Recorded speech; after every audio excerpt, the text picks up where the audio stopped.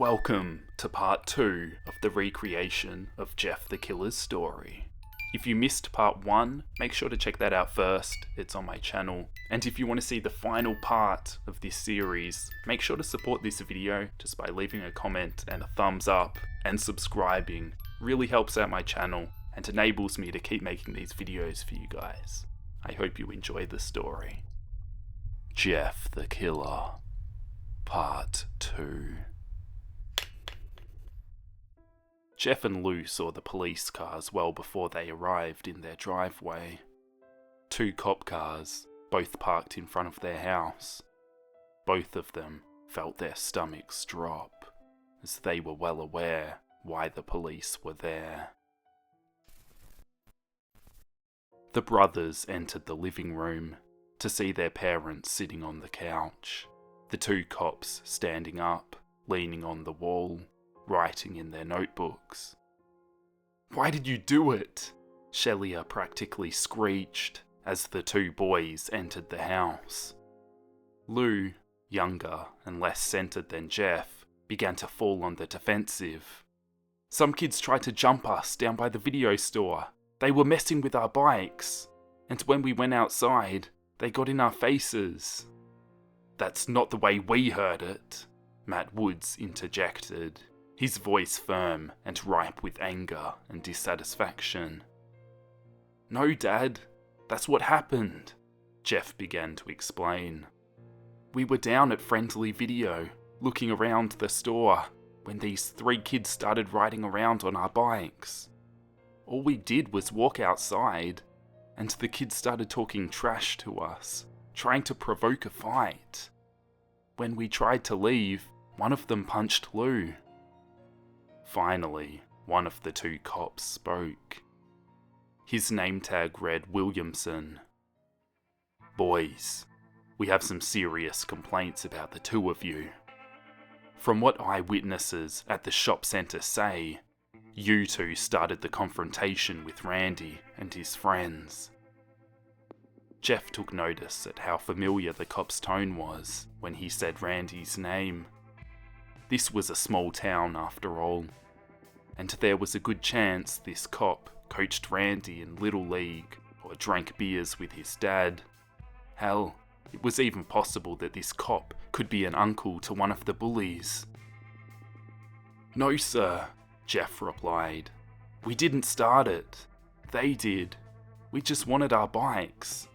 We just wanted to leave. But they blocked us." Williamson continued, as though he'd heard nothing Jeff said. "Several witnesses, including the video store clerk, said that you swung first. They said that the boys were riding your bikes. But let me ask you this. Did you chain your bikes to anything? Or did you just leave them outside the store?" "What's that matter?" Lou demanded. "Well, son, if you just leave your bikes lying around in the street, you can't exactly blame Randy and his friends for riding them, now can you? It'd be different if you had secured them somehow, but you just left them there." "Mum? Dad? You're not buying this crap, are you? You know me and Lou don't start fights. When have we ever? These 3 punks messed with us. And if you can't tell these cops are taking their side, then you need to open your eyes." Jeff knew he was skating on thin ice, but that rage, it demanded some sort of satisfaction.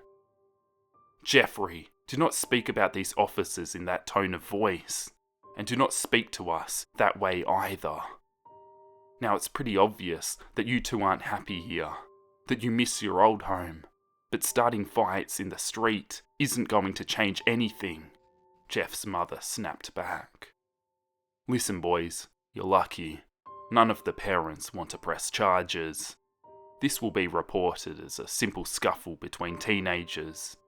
But be advised, you're both on notice. This is a quiet town, not like New Orleans. We don't tolerate this sort of behaviour over here. If you see Randy, Keith, or Troy, I highly suggest you tell them that you're sorry. We'll be keeping an eye on both of you, so don't let this happen again. You don't want to have an arrest record, do you? Jeff felt his anger bubble over, and he could not hold his tongue. Who is he to you, Officer Williamson? Is Randy your nephew? Is he a friend's son? Or maybe you go over and screw his mum while you're on duty. Which one is it, officer? That's it! Both of you go to your rooms! Matt Woods apparently found that he wasn't a mute after all, as he ordered his sons out of the room. Jeff and Lou walked up the stairs. However, they refused to hang their heads in shame or feel any regret.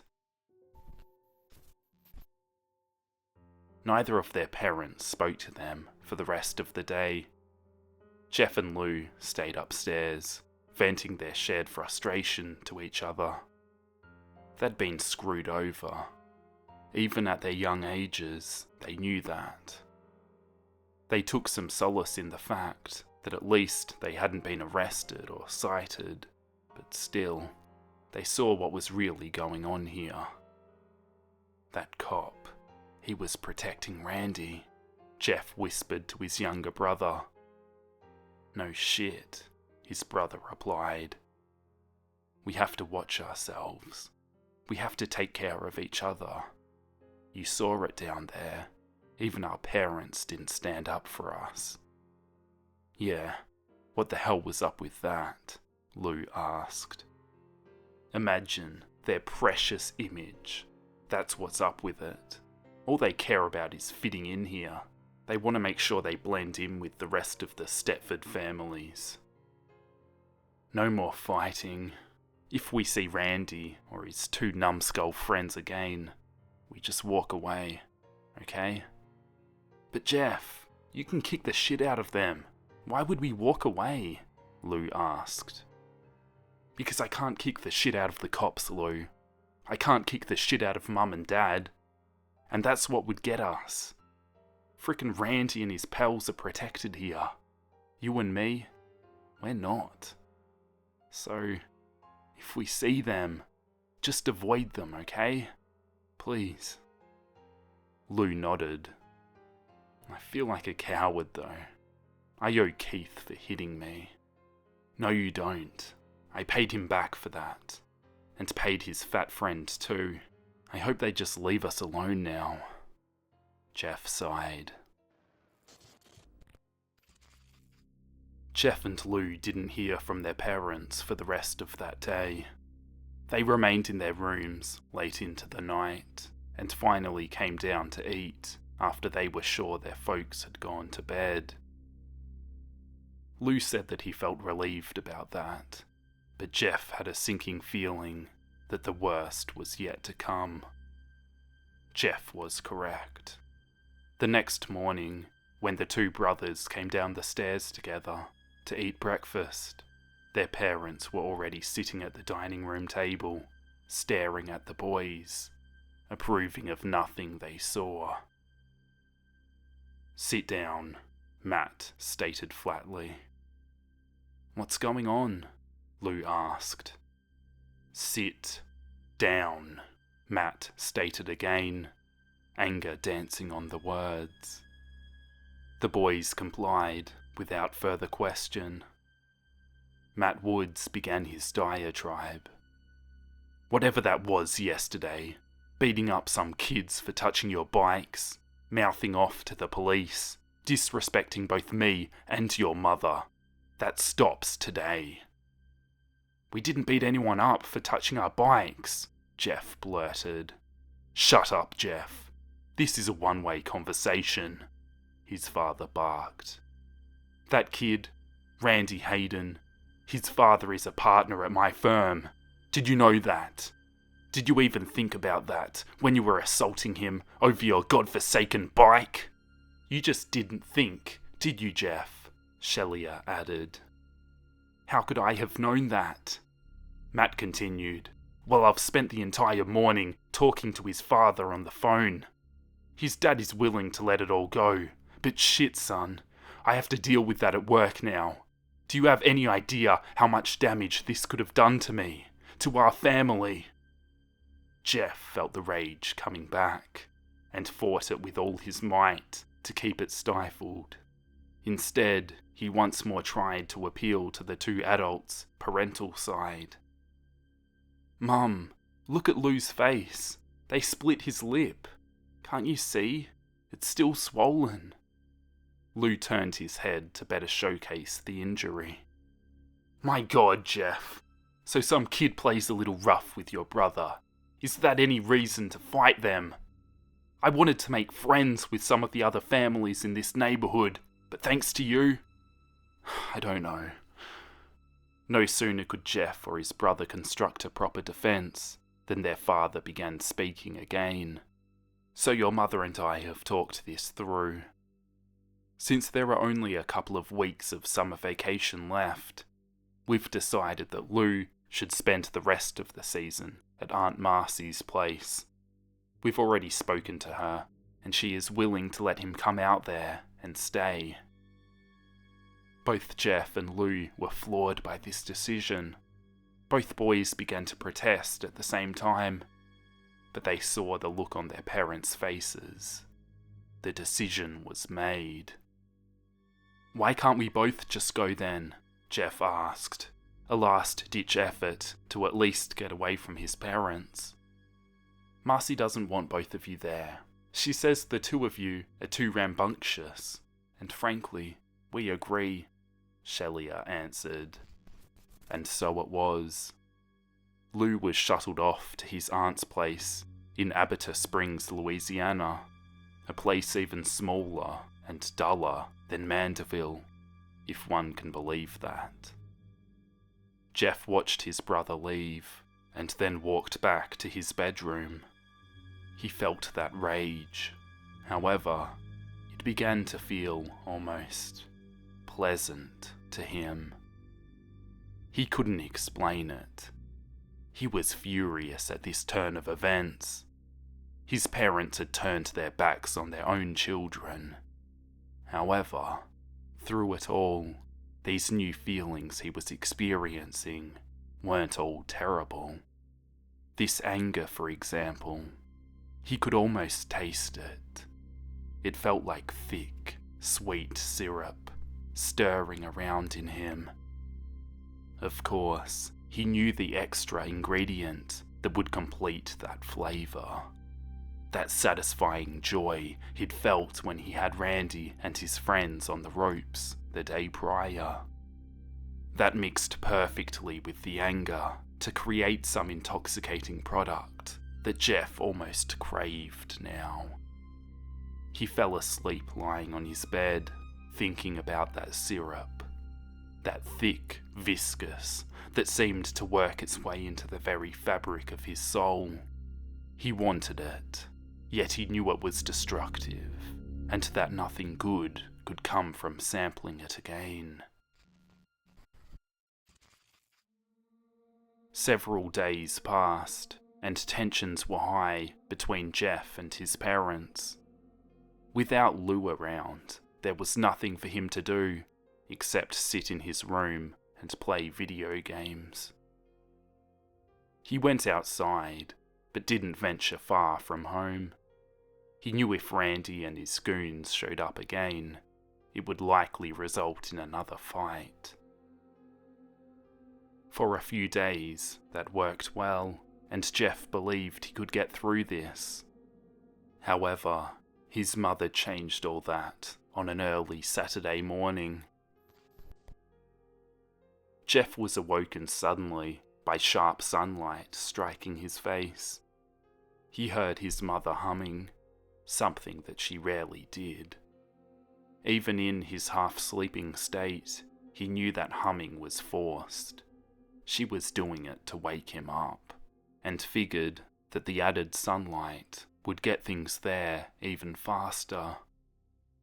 When she noticed Jeff's eyes cracking open, she sauntered over to his bed and began speaking in a tone that simply oozed of false joviality. At first, Jeff had refused. Could his mother be serious? Did she really expect him to go over and make friends with Randy?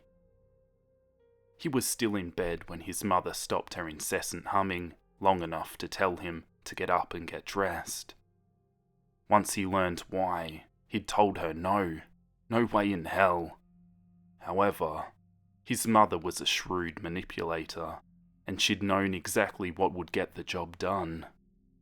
She promised Jeff that if he did this for her, went over and made it work with Randy, that Lou could come home the next day. She'd sandbagged Jeff right into the corner with that one. He'd no choice but to agree. A short time later, Jeff and his mother were pulling into Randy's driveway. Randy's mother answered the door. "Hi, you must be Jeff," she greeted. Jeff smiled wanly and confirmed that that was in fact who he was. "Hello, I'm Shelia Woods. Nice to finally meet you in person," Jeff's mother announced, barging past her son and exchanging a hand to Randy's mother.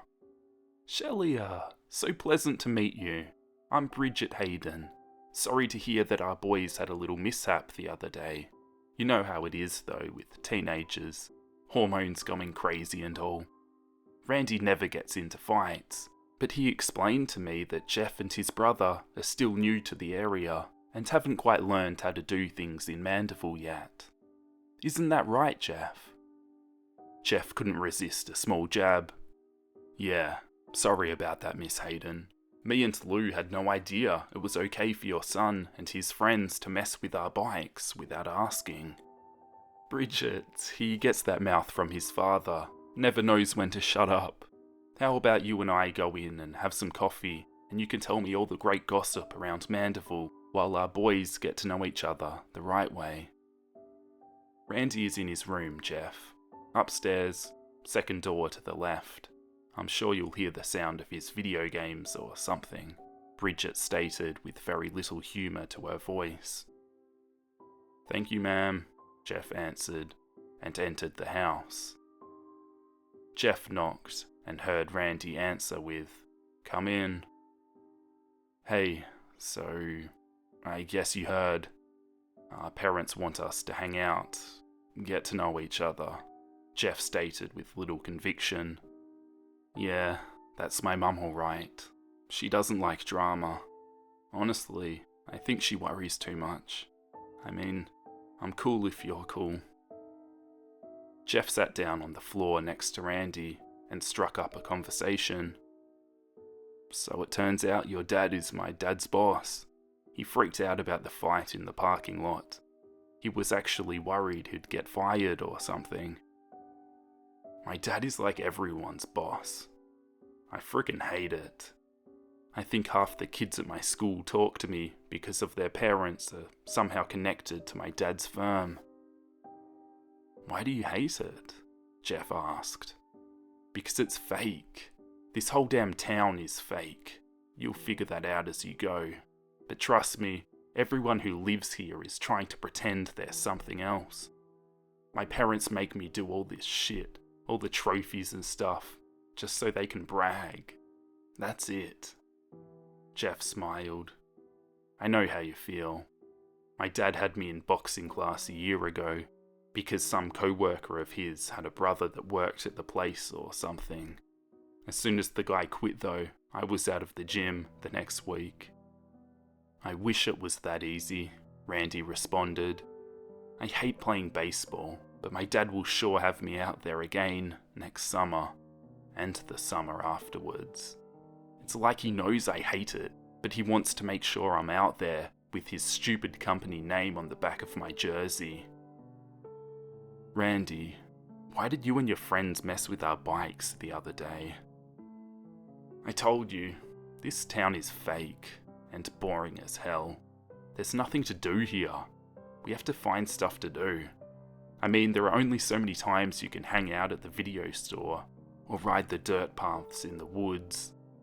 All the girls here are stuck up and the stores close early. There's no mall and the movie theatre is across town. We were just bored, man.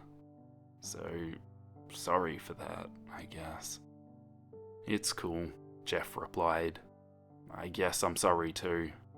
things went too far. You mean the fight? Randy asked. That shit was actually cool. Those guys, Keith and Troy, they just leech on because of my dad. It's like I told you. I'm pretty sure their parents make them hang out with me. The afternoon went on, and Jeff soon forgot that this was a mandatory arrangement. He actually started to find himself liking Randy. Sure, their first encounter was a little sketchy, but he was coming around to the guy, finding that he wasn't so bad once his idiot friends were removed from the equation. About an hour later, things took a new turn. Jeff heard the twin pops of 2 car doors shutting in near unison, and then he heard the engine start up. He dropped the game controller and peered out of Randy's bedroom window, just in time to see his mother and Randy's mother backing out of the driveway. Our parents are leaving, Jeff said. About time. I figured my mum would eventually talk your mum into going shopping, or going to get a coffee or something like that. Jeff heard Randy pause the game. Hey Jeff, come downstairs. I want to show you some cool stuff, Randy invited, and Jeff followed. Randy led Jeff out to the garage. It was hot in there, with the main door shut. The garage was well kept though, and Jeff observed stacks of magazines underneath a workbench, as well as tools and various other utility items stacked about. Standing in the small closed-in garage, with the late summer heat lingering about, Jeff began to feel a bit uneasy. Despite the fact that he and Randy had seemed to bond over the last few hours, Jeff couldn't ignore a sense that things were different now that the adults were gone. What did you want to show me? Jeff asked. Hold on, let me get it, Randy replied, moving the magazines out to reveal a small red box. Jeff watched as Randy removed the box and opened it. Check it out, my dad's flare gun, Randy announced, and waved the red tubular gun about. Whoa, be careful with that, Jeff shouted, more out of shock than real concern. It's fine, dude. Don't be a pussy, it's not even loaded, Randy said. However, Jeff watched as he fished out one of the flares out of a back compartment. Randy then continued to fiddle with the flare gun, popping it open and loading a flare. Now it's loaded, he announced. My dad showed me how to use this last year when we went out boating. Sometimes I take it out back and shoot flares at the trees. But maybe this time I don't need a tree. The change in Randy's voice and demeanour was impossible to ignore. Okay, well, cool gun. Let's get back to the house though. It's hot out here. Plus, I'm getting hungry. What do you have to eat? However, as Jeff turned to walk back through the small door leading back into the house, his path was suddenly blocked by 2 more familiar faces. Where you going, Jeffy? The fat kid, Troy, blurted out, as he and Keith stepped forward into the garage. Took you 2 arseholes long enough to get here. I've had to babysit this shit stain all day, Randy shouted, a wicked joy present in his words. Sorry, Randy, but Keith here had to mow his front lawn before his parents would let him come out, Troy said, a sheepish tone to his voice. It's cool, we're here now, Keith said. What the hell is going on? Jeff asked, staring at Randy. He noticed that Randy still had the flare gun in his hands. I'll tell you what's going on, Jeff. You owe Keith and Troy an apology for what you did. You sucker punched them and then ran away. You didn't even have the balls to fight them fair. So now you're going to pay them what you owe.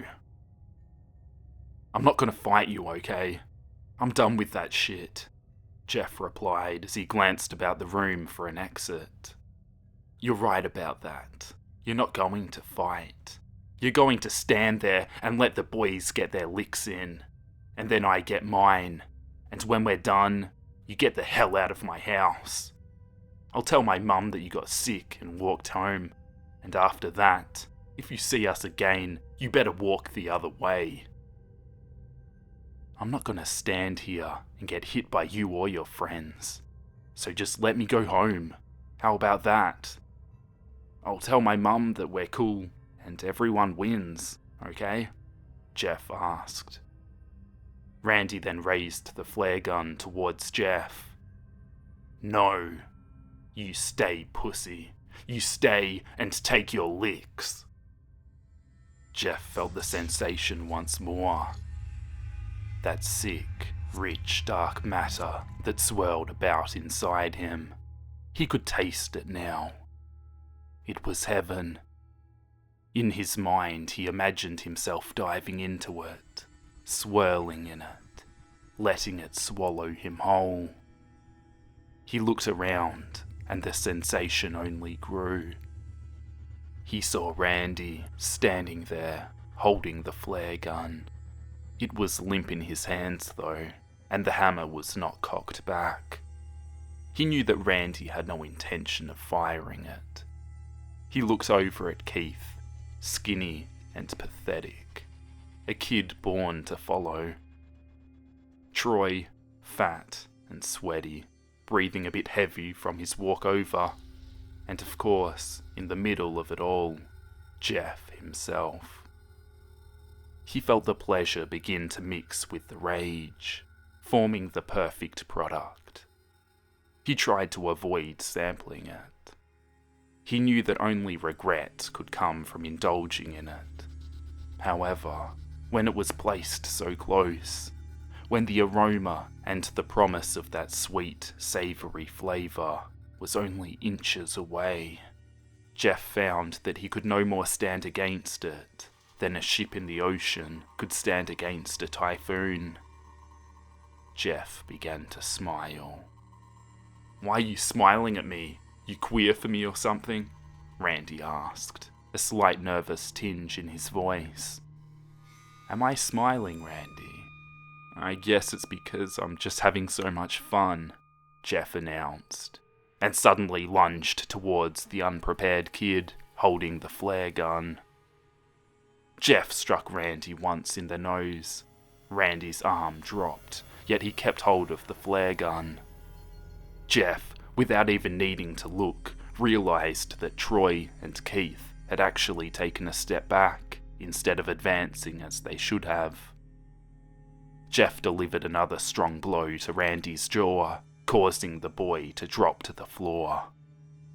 Jeff now turned his attention to Troy and Keith, the two tough kids that had yet to actually make so much as a move in his direction. Troy actually backed up a step and stumbled over the stack of magazines that Randy had moved earlier. Jeff took this opportunity and stepped forward, once again introducing Troy's round belly to his fist. Troy tried to stay on his feet, but Jeff's punches, combined with the stumble over the magazines, caused Troy to fall back, landing hard and striking his head on the concrete slab that was the garage's floor. Keith was actually trying to back away. However, Jeff was currently standing between him and the only exit of the garage, since the carport door was closed. Jeff took 2 quick steps forwards towards the skinny kid and felt the most intense joy at seeing Keith stagger backwards, knocking his back into the wall. The perfect blend of pleasure, control, and rage had come together. Jeff felt as though he was floating above the world. Somewhere in his mind, he knew that there would be hell to pay for this, but at the exact same moment in time, he couldn't care less. He didn't care about Lou, he didn't care about being arrested, and he didn't care if his dad got fired. all he cared about in that fraction of time was hurting Keith. Keith tried to make a run for it, hoping to squeeze through the small gap between Jeff and the door. However, Jeff clipped him a hard right hand to his face, causing Keith to stagger back again. Jeff could see that his knees were buckling and took full advantage. He moved in, pinning Keith to the wall, and began to deliver blow after blow to the skinny kid's stomach. Keith's eyes became as large as saucers. Once satisfied, Jeff stepped back and watched in demonic glee as Keith slowly slid down the wall, gasping for air. Randy got back to his feet, but seemed to have no idea what to do. "We done now, Randy? We good? Or you and your friends need more?" Jeff mocked. No more. We're cool." "How about you assholes?" Jeff asked. "It was Randy's idea," Keith said weakly. "Yeah, man, we didn't even want to do it," Troy agreed. The debate may have continued, but the sound of a returning car broke the tension. "Oh shit, my mum is back," Randy shouted, his voice cracking in a humorous way. It seemed that the previous tough guy had all but shrunk back to a scared kid. "So we'll just say that we were hanging out?" Keith replied. "No, the frickin' flare gun. If she finds out that I messed with it, I'm screwed." "So put it back," Jeff suggested. That sensation of rage was fading again, and he felt control returning. "Yeah, grab the magazines, please," Randy begged. Jeff found that he rather liked that tone, that begging, whipped dog mentality. Jeff was paying no attention to Randy. He was down on the floor, calmly gathering the magazines. He didn't really care if Randy got in trouble or not. However, if his mother returned and found trouble, he feared that Lou may not be able to return home as promised. Everything else happened in a flash, both literally and figuratively. Randy, now in a panic over the trouble he'd be in if he was caught playing with the flare gun, had begun to sweat. His hands frantically clawed over the gun. His thumbs pushed the hammer back unintentionally. He didn't even notice that the flare gun was cocked. He was turning it over in his hands, trying to quickly disarm it. He then heard the sound of keys in the front door. He knew that he only had seconds to hide it. Everything else happened in slow motion. The gun slipped from Randy's sweaty hands as he'd attempted to rotate it once more. He saw it fall to the floor, seeming to float to the ground rather than fall. Jeff, busy stacking the magazines, had only enough time to register Randy's shocked gasp. He turned to look in the boy's direction, just in time to see the bright red flare gun hit the floor. The gun discharged, launching a speeding ball of fire directly into Jeff's face. Jeff felt the hot flash of heat and pain tear across the left side of his face. After the initial registry of agony, there was no more thinking. Jeff began to scream, clutching the left side of his face and rolling around on the floor. For a while, he forgot everything, as he was plunged into the dark, rich syrup once more. The rage almost serving to dull the pain. His vision blurred as he was plunged into the depths of darkness.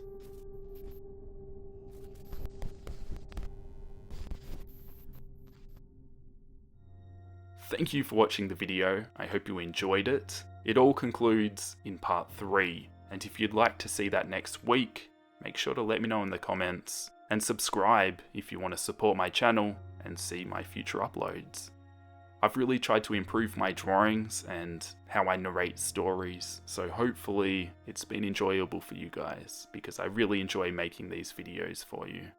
But with that being said, I will catch you guys in the next drawing video. I'll see you then.